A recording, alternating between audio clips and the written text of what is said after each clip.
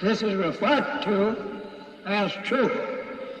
That if the truth have not been told to you or taught to you, there can be no judgment.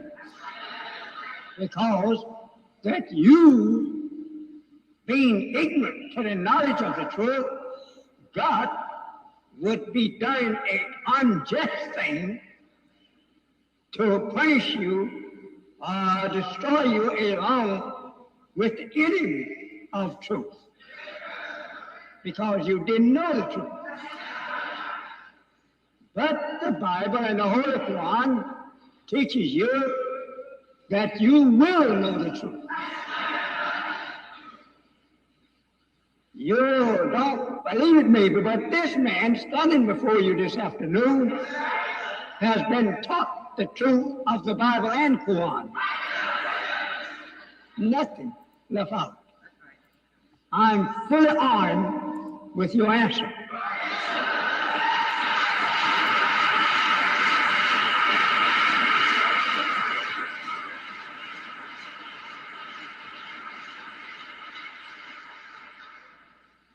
You must know the truth. There can be no judgment until you know the truth. And if this man in the Bible rises up in Revelation with the key of both death and hell, having the knowledge of the devil who kills people with technology of his teachings, prepare them for the doom that God made him for, the white race was not even made to be saved. I know you won't agree with me, but stick around.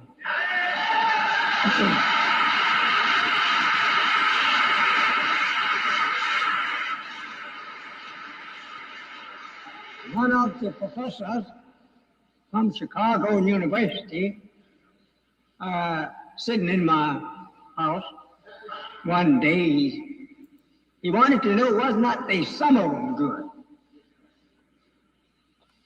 Well, I told him, like I had told many others, I said, there's lots of snakes. Some of these snakes is not as poison as the other, but these are snakes just the same.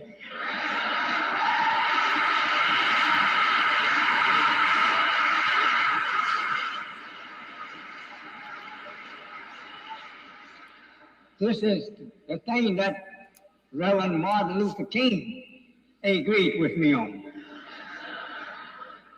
He said, I'll grant you that.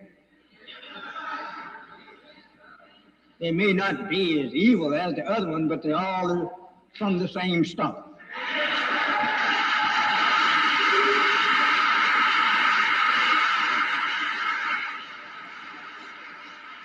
There was a man that was frightened to death by white people because they had tried to buy him over. But he was not so big a fool as they thought. After he met with me, that they learned that Reverend Martin Luther King and I was making up a friendship. Together, I went down to our place where that we was going to meet and have what we call a convention.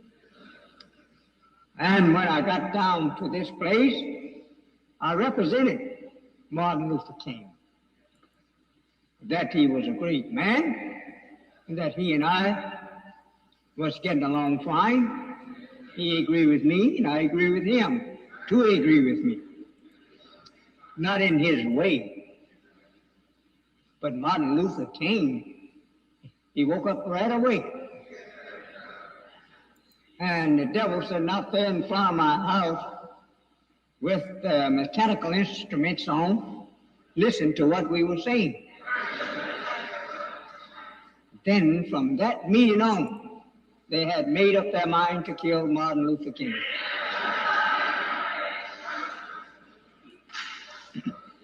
They thought they had prepared him thoroughly to help them lead you to hell with them. But you see what happened to the poor man. If his disciples does not follow him, he kills them. But here is one disciple that is not his.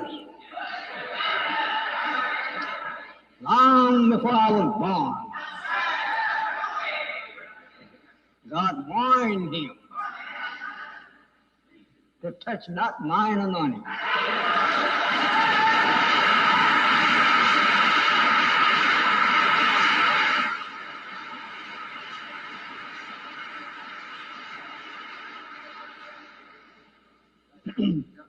Maybe I should not go so far with this.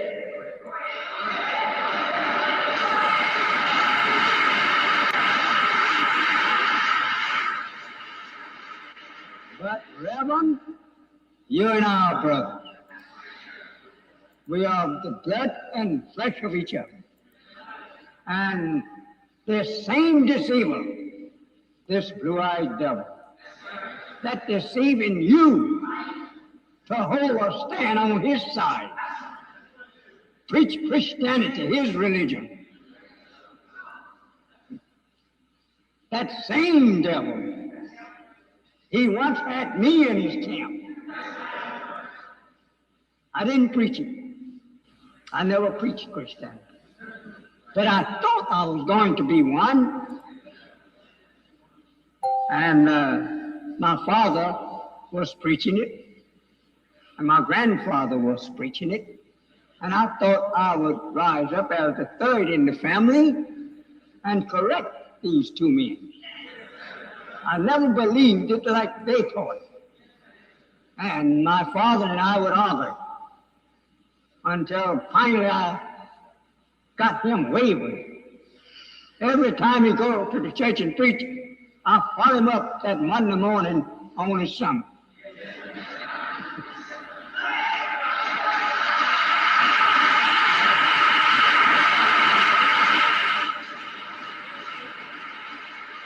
So when I would be sitting in the church, he'd watch me more than he would anybody.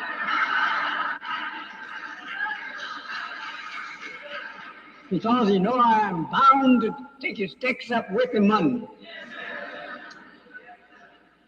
And when I chase him, and he find no hiding place to get away from me, I heard him one day telling my mother, "So you know that boy is, he gets on my nerves."